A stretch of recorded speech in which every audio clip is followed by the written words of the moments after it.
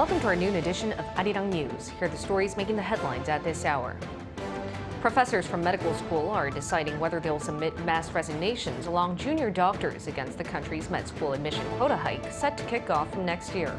They will make their final announcement on Friday. South Korea has seen a surge in its ICT exports for the second month straight, mainly from a strong chip performance. The EU has passed the world's first AI-related law, dubbed the Artificial Intelligence Act. This regulates that AI technologies used in healthcare and education must be under human control. The government continues to plead and call on medical school professors to stay at their posts. Professors nationwide are still considering whether to leave their jobs and will make that final decision by Friday night. Take a listen. The massive walkout by junior doctors could soon expand to collective resignations by professors of medicine. An emergency response committee of professors from 19 medical schools across the country decided in a late-night online meeting on Tuesday to determine by Friday whether to submit collective resignation letters. Those schools include those affiliated with the so-called Big Five hospitals in Seoul, Seoul National, Yonsei Severance, and Seoul St. Mary's Catholic University hospitals, and the Samsung and Seoul Asan medical centers. In the statement released after the meeting, the professors said they would protect the trainee doctors from legal action by the government. They also said they would stop the government's plan to expand the medical school quota. In response, Second Health Vice Minister Bang Min-soo urged the professors on Wednesday to stay in their positions, saying this was a matter of trust between patients and doctors.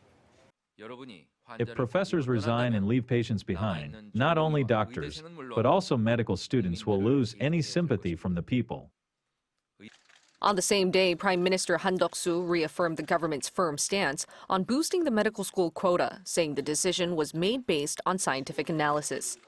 The decision made by the government was based on scientific grounds. We have decided to increase enrollment by 2,000 starting from 2025, taking into account the time required for medical training. The government, meanwhile, will provide nearly 95 billion won, or over $72 million, to public hospitals this year to address the prolonged disruption of medical services. This comes as local hospitals have been experiencing a medical vacuum, such as appointment cancellations and delays in surgeries and emergency medical treatment since the massive walkout by trainee doctors.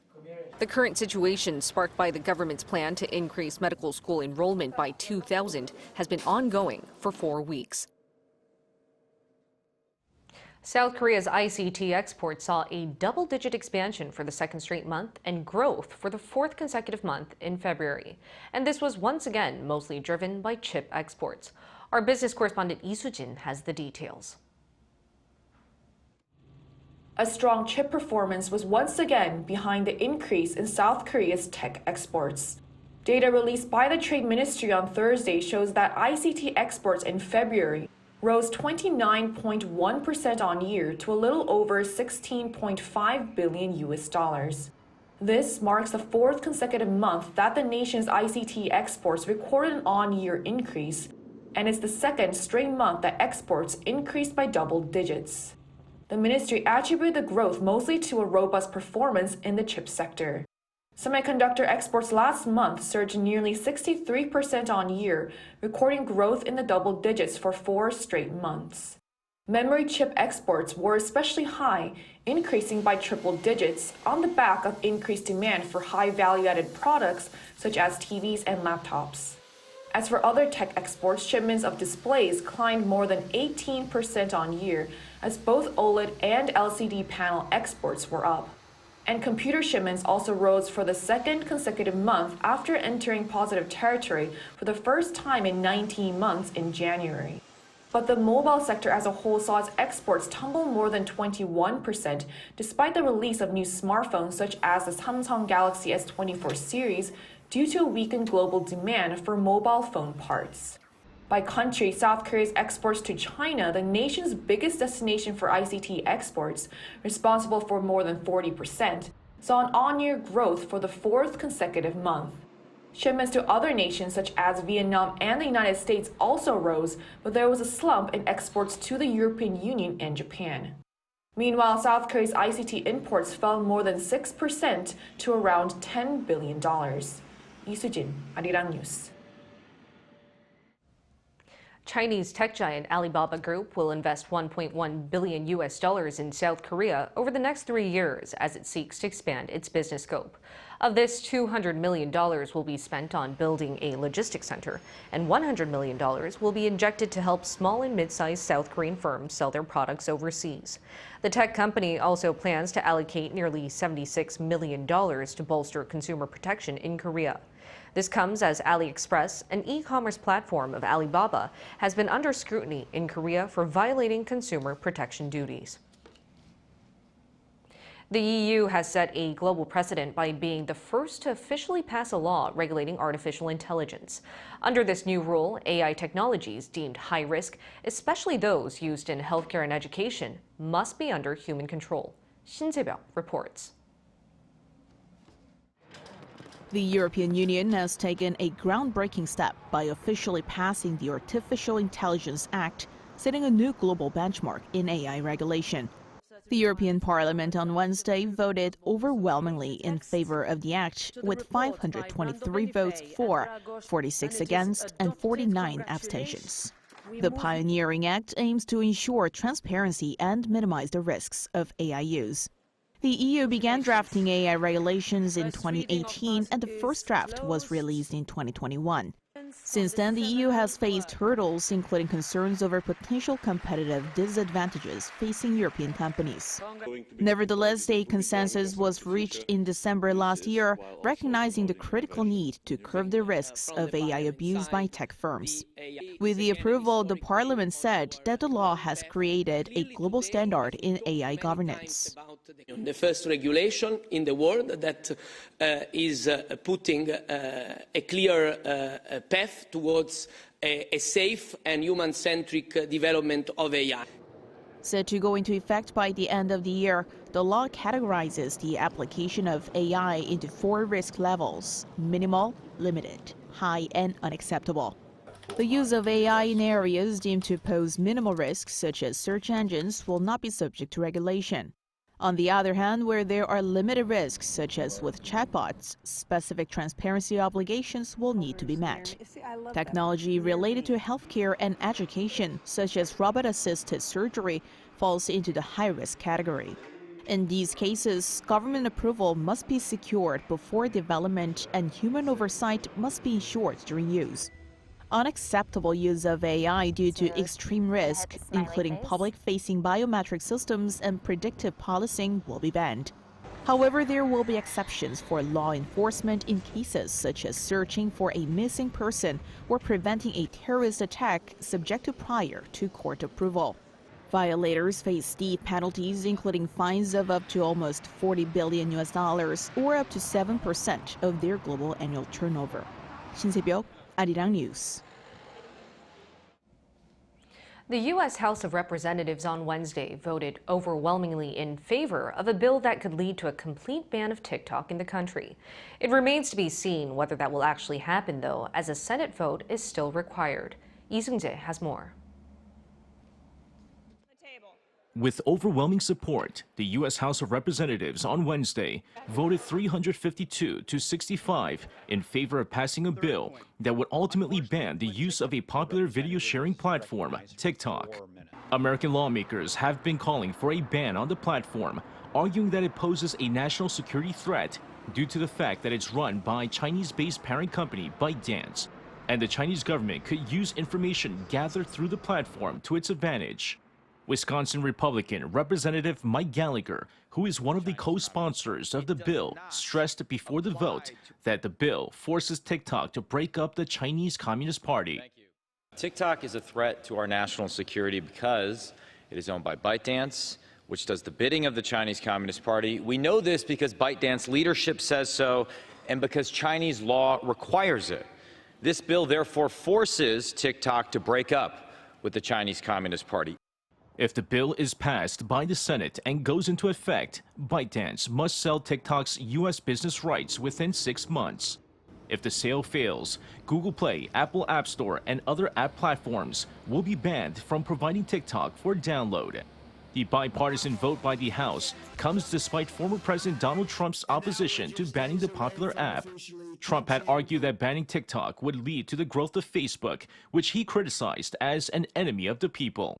White House Press Secretary Karine Jean-Pierre said in a briefing on board Air Force One on Wednesday that the top office is pleased to see progress on the bill. She added that the legislation is important as the U.S. continues to address threats posed by foreign technology services that put U.S. national security and the personal information of Americans at risk. The press secretary further emphasized that the White House wants to make sure the bill is on the strongest legal footing possible. However, it remains to be seen whether the bill can be passed with as much support in the Senate. Senate Majority Leader Chuck Schumer has been non-committal about bringing it to the floor for a vote, while other lawmakers vow to oppose the passage of the bill. Lee Seung-jae, Arirang News.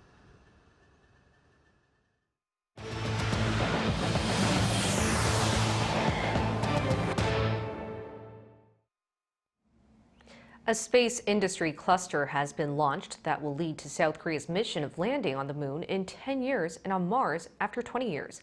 It's a so-called space tech triangle, a cluster of research institutes and companies to produce cutting-edge space technology centered around 3 key areas in the nation. Oh Seong has more. President Yoon promises to invest over $1 billion in space technology over the next 3 years as part of South Korea's efforts to become a leading space power by 2045. This came on Wednesday as the president attended the launch of a space cluster in Sacheon City, Gyeongsang-do province, which will form the so-called space triangle with Jeollanam-do province and Daejeon City. 2032년 우리 탐사선을 달에 착륙시키고 2045년 화성에 태극기를 꽂는 미래로의 큰 걸음을 내딛게 됩니다. 오늘 출범하는 우주산업 클러스터가 앞으로 그 길을 선도하게 될 것입니다. According to Korea Aerospace Research Institute, the cluster will connect research centers, firms, and educational institutions to achieve cutting-edge innovations. Gyeongsang-do will focus on satellites, Jeollanam-do launch vehicles, while research and training experts will be done in Daejeon, the country's hub for science and technology. Laying out the vision of turning South Korea into one of the world's top 5 space powers and creating a vibrant space industry, Yoon said he would expand the budget for space development to $1.1 billion by 2027, double the amount of private funding, and create over 250,000 quality jobs. The government's 2045 plan aims to build a space industry worth $76 billion of private investments, attract and foster 1,000 space firms in the country, and nurture 30,000 space professionals. It will focus on establishing infrastructure, strengthening a space tech ecosystem, and expanding the new space cluster's networking capacity. To coordinate these efforts, the government will launch a South Korean equivalent of NASA in Sacheon City in May, which will lead aeronautics and space research, commercial projects, and plans for Moon and Mars explorations. The Korea Aerospace Administration, or KASA, is expected to work with other global space agencies like NASA, with discussions already underway between Seoul and Washington to apply South Korea's mobility, secondary battery, 5G, self-driving, and nuclear technologies in joint space exploration projects. Korea is already taking part in the US-led Artemis project, which will send a SpaceX Falcon 9 rocket to the moon later this year, equipped with a Korean-made lunar monitoring payload.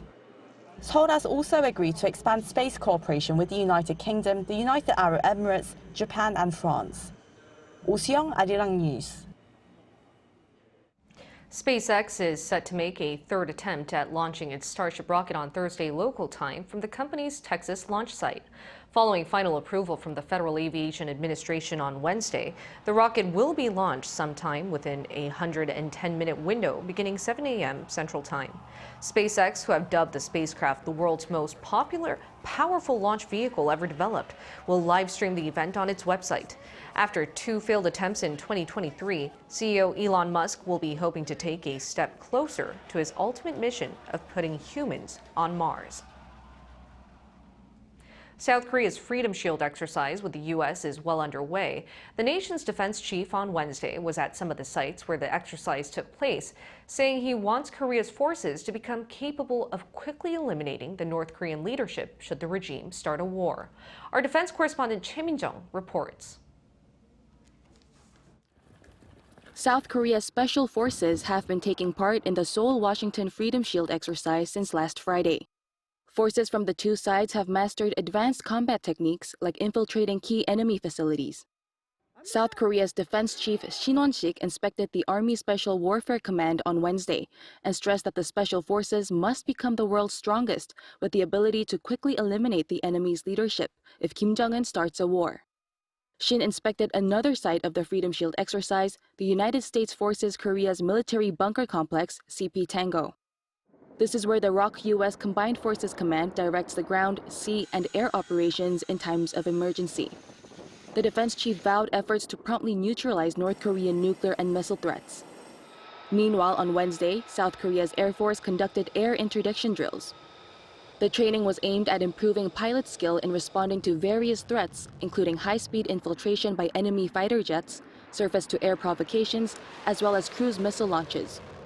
Around 20 fighter jets and reconnaissance aircraft, including the F-35A, F-15K, and KF-16, took part. Training in the air is more tense than when on the ground because we must always be prepared against the enemy's surface-to-air and air-to-air threats, and constantly check fuel consumption status. We are training with all our hearts so that we can protect our troops and our people from enemy attacks in a time of emergency. South Korea and the U.S. began their annual Freedom Shield exercise on March 4th to bolster defense capabilities against evolving North Korean nuclear and missile threats. The exercise will run until Thursday. Choi Min-jung, Arirang News. Russia is preparing for a presidential election with incumbent President Vladimir Putin is almost certain to win. Putin has already served as president for longer than any other Russian leader since Joseph Stalin, who ruled the then Soviet Union for nearly 29 years. Yoon tells us more. Russia will be holding its 2024 presidential election from March 15th to the 17th with an all but certain outcome. That is incumbent President Vladimir Putin sweeping another 6-year term. Putin has already continuously been either president or prime minister since 1999, serving as president from 2000 to 2008 and from 2012 to the present day.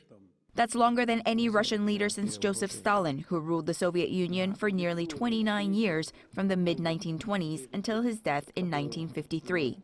The 1993 Russian Constitution, based loosely on France's 1958 Constitution, originally specified that a president could only serve 2 terms of 4 years if served back-to-back. But amendments in 2008 extended the presidential term to 6 years, to which amendments were then made in 2020 that formally reset Putin's own presidential term tally to 0 from 2024. Potentially allowing him to remain in power until 2036. There are 102.3 million people in Russia with a right to vote in the election. Another 1.9 million people abroad have the right to vote. With the war in Ukraine grinding through its 3rd year, voting will also take place in parts of Ukraine that are now being controlled by Russian forces, areas that Russia calls its new territories, which have been placed under Russian law. For this year's election, Putin has 3 opponents: communist politician Nikolai Kharitonov, Leonid Slutsky, leader of the Nationalist Liberal Democratic Party, and Vladislav Davankov of the New People Party, who all publicly support Putin's policies. Candidates who stood against the war have been barred from running. Since Boris Yeltsin appointed Putin as acting president on the last day of 1999, Putin has won over 50% of the votes in 4 presidential elections. 53% in 2000, 71.3% in 2004, 63.6% in 2021, and 76.7% in 2018. According to a Russian non-governmental organization, even with the ongoing war, opinion polls at home show Putin's approval ratings at 85%, which is higher than before the war started in Ukraine. Kremlin officials say Putin's overwhelming support comes from people not wanting to be lectured by the West about democracy. Meanwhile, Yulia Navalnaya, the widow of Russian opposition leader Alexei Navalny, has called for a massive election day protest against Putin. Navalny, in one of his last public messages, had urged people to protest against Putin by forming large crowds in overwhelming polling stations at noon on March 17th. His widow is taking up her husband's call. The winner of this election will be inaugurated in May. 이은진, Arirang News.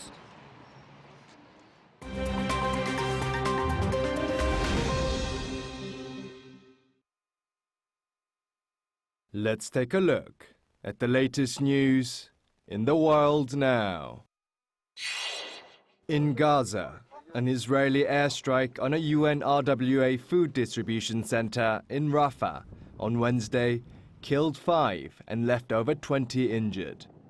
On Wednesday evening, the Israel Defense Forces released a statement saying its aircraft precisely targeted and eliminated a terrorist in Hamas's operations unit in the area of Rafah, Mohammed Abu Hasna. The IDF statement failed to mention the UNRWA facility. A man with Hasna's name was on the Gaza Health Authority's list of the 5 deaths. UNRWA said that a member of their staff was also among those killed. It stated that since the war began, at least 165 of its employees in Gaza have been killed, with more than 150 facilities hit by airstrikes. UNRWA chief Felipe Lazzarini said that attacks on their centers and facilities had become commonplace in blatant disregard to international humanitarian law. In China, a deadly blast at a restaurant in the country's northern Hebei province on Wednesday killed at least 2 people and injured 26 others. According to reports, a gas leak is suspected to have caused the explosion. Chinese state broadcaster CCTV said the explosion occurred at around 8 a.m. local time in a fried chicken shop in the town of Yanjiao, some 80 kilometers from Beijing. The explosion damaged nearby buildings, shattering windows and scattering debris. Local authorities said the fire had been brought under control, adding that additional casualties may be found once the rubble is cleared. In Japan on Wednesday, local time, a space rocket exploded shortly after launch. Japan's Space One Kairos rocket exploded only seconds after lifting off near the launch pad on the Kii Peninsula in western Japan. Space One had been attempting to be the first private Japanese company to launch a satellite into orbit. The company's president, Masakazu Toyoda, said that the 18-meter, 4-stage solid-fuel rocket was terminated after control judged the achievement of its mission would be difficult, while no comment was made on what triggered the self-destruction.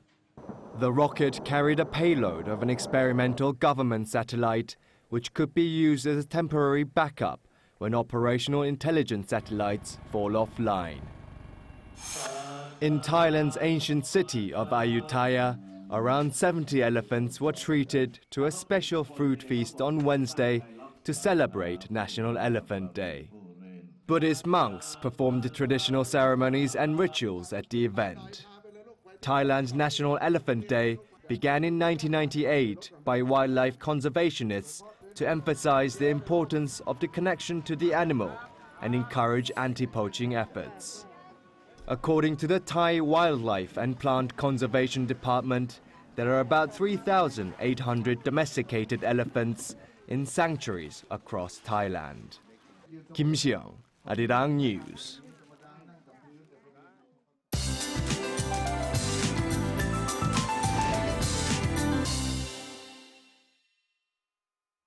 Good afternoon. We had fine early spring weather yesterday under bright skies despite that strong wind.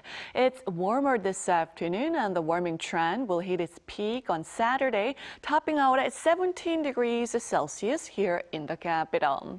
But those of us in the central regions in Gyeongsang-do need to pay the price for the early warmth. Ultrafine dust levels will be high all day, but the rest of the country should have decent air quality today, so take advantage of the nice weather today if you can. It will get worse tomorrow in more places. Checking on today's highs now, most parts are having highs going up 1 to 4 degrees. Higher this afternoon, feeling more like early April.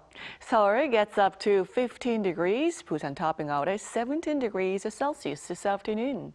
Sunny skies are expected for most parts, while it's getting dry in East Coast regions. Looking ahead, rain is in the forecast on Jeju from Saturday, and it will rain in most of the southern regions on Sunday. That's Korea for you, and here's a look at the international weather conditions.